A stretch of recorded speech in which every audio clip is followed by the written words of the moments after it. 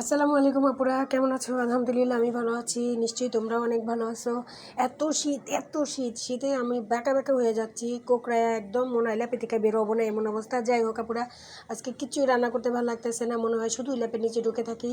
আর যা যা রান্না করি তাই কিছুই খেতে ইচ্ছা করে না। তাই চিন্তা করলাম আজকে একটু ছাদে যাই, গিয়ে ছাদ থেকে একটু পুঁই শাক আর পাতা পোতা নিয়ে আসি। তো পুঁই শাকটা কেটে নিলাম, আর রসুন আমি লাগাইছিলাম, রসুন চাষ করছি, রসুনের পাতা। সেই রসুনের পাতা দিয়ে আমি মাছ ভর্তা করব। সেজন্য ভাবছিলাম যে আজকে তোমাদের সাথে একটু শেয়ার করি। যাই হোক, এখন এগুলো নিয়ে আসলাম, নিয়ে এসে এটা কেটে কুটে রান্না করব। চিংড়ি মাছ আর সামান্য একটু আলু দিব, এটার সাথে মিলেমিশে আমরা অনেক মজা করে খাবো, তোমাদের জন্য রাখবো ইনশাল্লাহ। আর যেটা কথা সেটা আপুরা সবাই মিলে আমরা নতুনদের পাশে থেকেও আমরা আসলে নতুনরাই নতুনদের পাশে পাই। যদিও কিছু লোকদের আমরা অনেক, আমার কোনো ইয়ে নেই, আমি যাকে কাছে পাই তার সাথেই থাকি।